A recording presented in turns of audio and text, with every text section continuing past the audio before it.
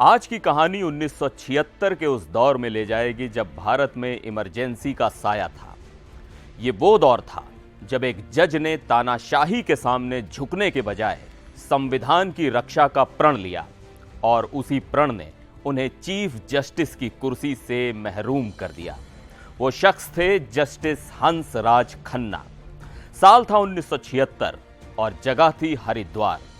गंगा के किनारे बैठे हुए जस्टिस खन्ना ने अपनी बहन से कहा था कि मैंने वो फैसला लिख दिया है जो मुझे देश का चीफ जस्टिस बनने से रोक देगा। जस्टिस खन्ना यहां बात कर रहे थे एडीएम जबलपुर बनाम शिवकांत शुक्ला केस की, जिसने भारतीय न्यायपालिका और लोकतंत्र को गहराई से प्रभावित किया। 25 जून 1975 की वो रात जब प्रधानमंत्री इंदिरा गांधी ने राष्ट्रपति फखरुद्दीन अली अहमद से देश में इमरजेंसी लगाने की सिफारिश की। इमरजेंसी का ये दौर 1975 से 1977 तक चला और इस दौरान सरकार ने कई मौलिक अधिकारों को निलंबित कर दिया।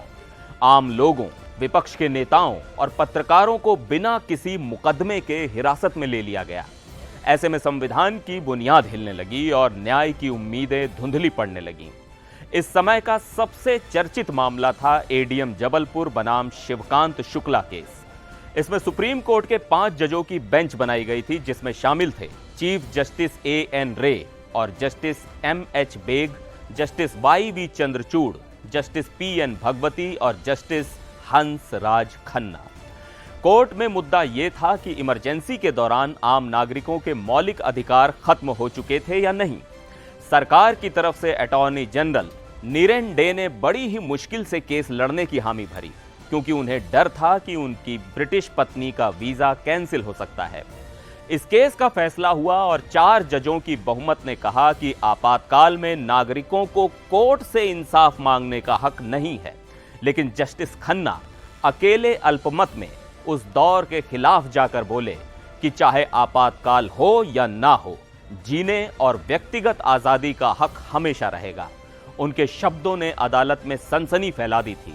उन्होंने पूछा था कि क्या आप ये कह रहे हैं कि अगर पुलिस किसी व्यक्ति की निजी दुश्मनी के कारण हत्या कर दे तो भी न्यायालय में सुनवाई नहीं होगी? अटॉर्नी जनरल नीरेन डे ने जवाब दिया, जी हां, ऐसा कोई अधिकार नहीं होगा।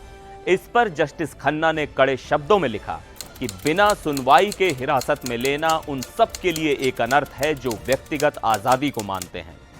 1976 में न्यूयॉर्क टाइम्स ने जस्टिस खन्ना के इस फैसले पर टिप्पणी की थी कि अगर भारत कभी फिर से लोकतंत्र की राह पर लौटता है तो उसे जस्टिस खन्ना की प्रतिमा जरूर बनानी चाहिए।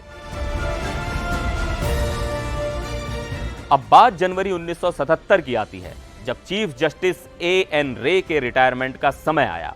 जस्टिस खन्ना इस पद के लिए सबसे सीनियर थे, लेकिन प्रधानमंत्री इंदिरा गांधी ने उन्हें नजरअंदाज करते हुए उनके जूनियर जस्टिस एमएच बेग को चीफ जस्टिस बना दिया।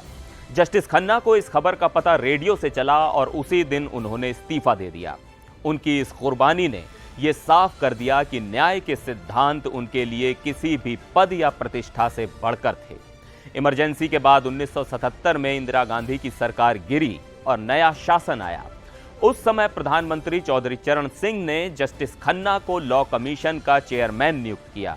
फिर 1982 में उन्हें राष्ट्रपति पद के लिए संयुक्त विपक्ष की ओर से नामांकित किया गया, मगर ज्ञानी जैल सिंह के सामने वो चुनाव हार गए। आज 48 साल बाद उनका ही खून और विचारों का वारिस, उनका भतीजा जस्टिस संजीव खन्ना अब भारत के 51वें चीफ जस्टिस बने हैं। और ये दिलचस्प बात कि उन्होंने सुप्रीम कोर्ट में वही कोर्ट रूम नंबर 2 में कार्यभार संभाला जहां उनके चाचा का पोर्ट्रेट आज भी लटका हुआ है। यह एक तरह से इतिहास की पुनरावृत्ति है, एक अधूरे सपने की पूर्णता।